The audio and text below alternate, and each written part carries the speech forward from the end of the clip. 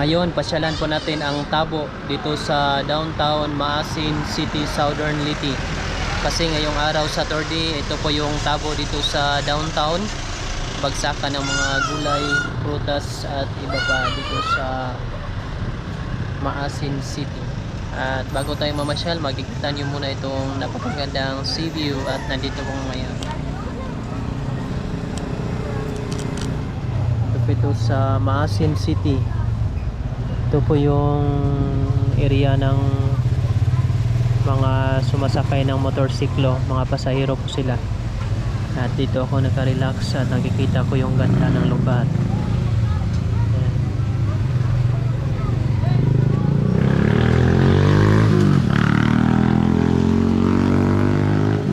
Kasi yung sa likuran po natin, ito na po yung public market sa Maasin City. Yan na po yung mga stall ng mga public market.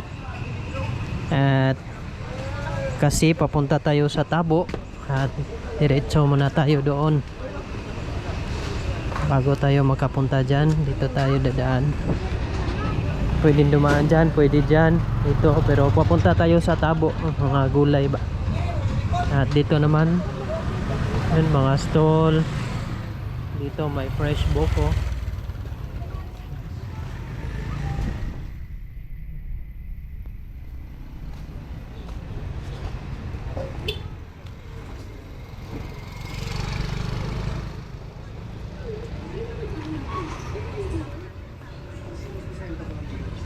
Dito yung mga stall ng mga bigas, prutas at iba pa.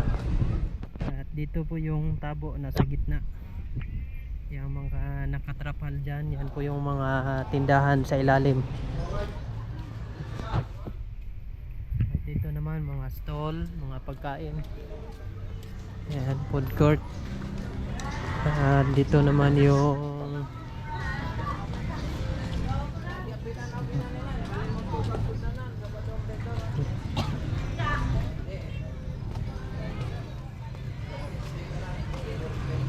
pasok tayo dito.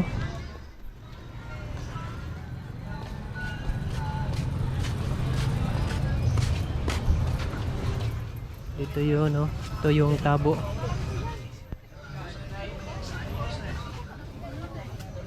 Ito yung mga dried fish, mga daing.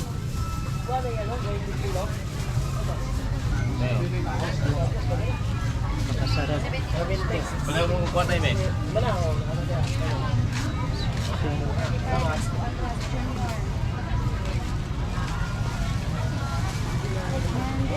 Sari-sari lang ng mga tinda dito. Kadalasan mga kailangan sa bahay at pagluluto.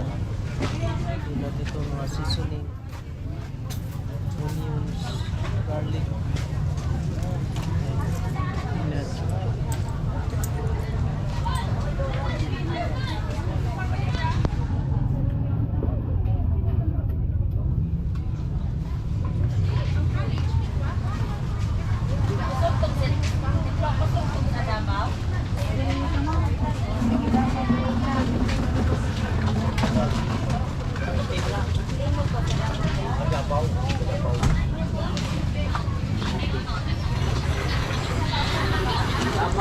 Yan, ito na po yung Tabo. Nandito na tayo sa loob ng tapos sa Maasin City.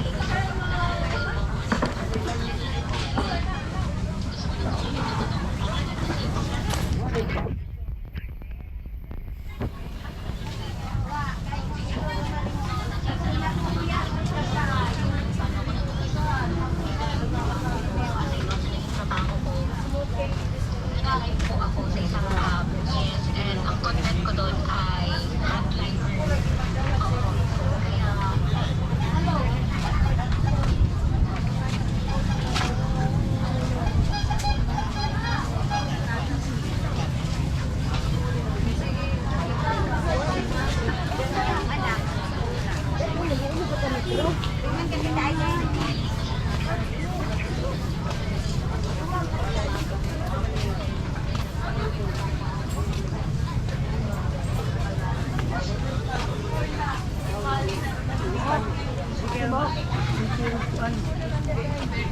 ba? Sige pa.